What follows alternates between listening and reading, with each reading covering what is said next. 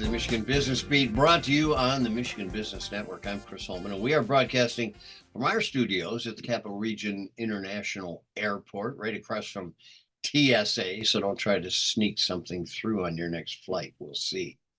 We're going to spend a little time right now with infrequent, but not as much as we'd like, a guest here, Maureen Donohue Krauss, and she's joining us as president and CEO of the Detroit Regional Partnership. And it's always good to see you, Maureen. Let's start with reacquaint the audience with what the partnership is, maybe its footprint, that sort of thing. Mm-hmm.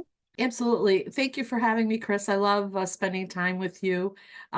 So the Detroit Regional Partnership is a regional economic development program that represents the city of Detroit and the 11-county region around it. So roughly from Port Huron to Flint to Ann Arbor to the Ohio border, 5.5 million residents and 65% of the state's GDP. So we're a large, powerful region. And our objective is to attract new jobs and investment from around the world to the Detroit region. Well, and you've done pretty well with that of late. I don't mind saying. We're going to go back to what happened in 23. But in the meantime, tell us a little bit about how you're financed. Are you a government agency? Are you funded privately? What? We are. Yep, we are a private nonprofit funded by private sector. The philanthropic sector is very good to us, as well as public. So we really are a mix. Everyone is all in as far as having invested in us. And when we were set up, we looked at what was best of class around the country. What was the right, sort of mix of investors and size of investment.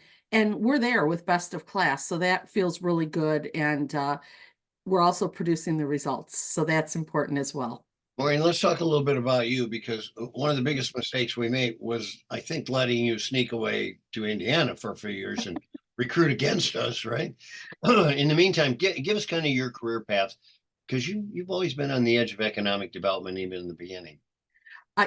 Thank you. Yes, I started as an intern when I was in graduate school at the University of Michigan. So that goes back a few years. Spent most of my career in Michigan. I'm from here. I'm a Detroiter. And, worked primarily around the Detroit area. I had 2 times where I was out and about, but I always view those as little internships with the competition. So I spent 3 years in Phoenix very early in my career. My husband was going out there for grad school, so we spent 3 years there and really learned that economic development, the definition is what's important to the individual community. Right? It's different. And you have to understand that. And then 3 years in Indy. And, it was terrific. The people in Indianapolis are great. I rebooted the Indy partnership, which had been dormant. They are one of our competitors. So, it's not lost on me or others that I had a sneak peek into how work is done in a competitor market. There are many similarities as far as the, strong advanced manufacturing, strong engineering talent. And it makes you appreciate what we do really well here and then work toward new ideas to do things better. So, but I'm home and I'm not going anywhere. I actually commuted the whole time I was in Indy back home here. Oh my goodness, isn't that something? You were just out stealing their playbook. I love that. That's the new Detroit vernacular. But all right, let's talk a little bit about 23. Give us some highlights. Absolutely. So, we have tenure metrics that we judge. Jobs, pathway jobs, and investments are sort of the outputs of our work. We exceeded all of those metrics from 150 to over 300% of our goal. So the economy proved to be really strong. We had many deals come in. Sometimes the big splashy deals get all the attention, but our real sweet spot is 100 to 400 or 500 jobs. And when you start stacking those up, it makes a difference. We feel that every job is important to the person who has it. And our team works very hard on every job that someone presents to us as an opportunity for one of our residents. It's interesting you say that, because when I was traveling the state for Jennifer Granholm as the small business advocate, I used to say, big business is the headline, small business is the story. And it's absolutely right. Cumulative jobs are pretty amazing. Okay, let's look at 24. What's on the agenda?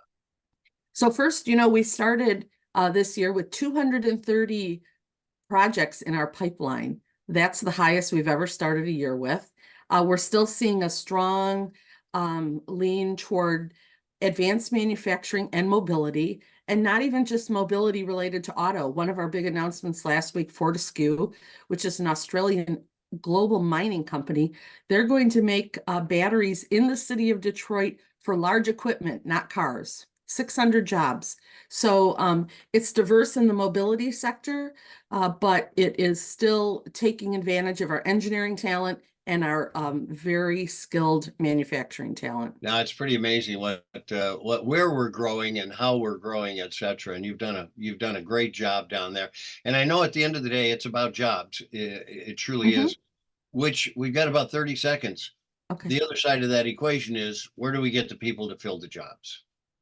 You have to be very intentional about what our skill set is and what people need to upskill or advance, and then marry those together with the opportunities. And I think that our experience will help us to get people matched up properly. So I'm not overly concerned, more than any of my peers around the country, on how we make this happen here.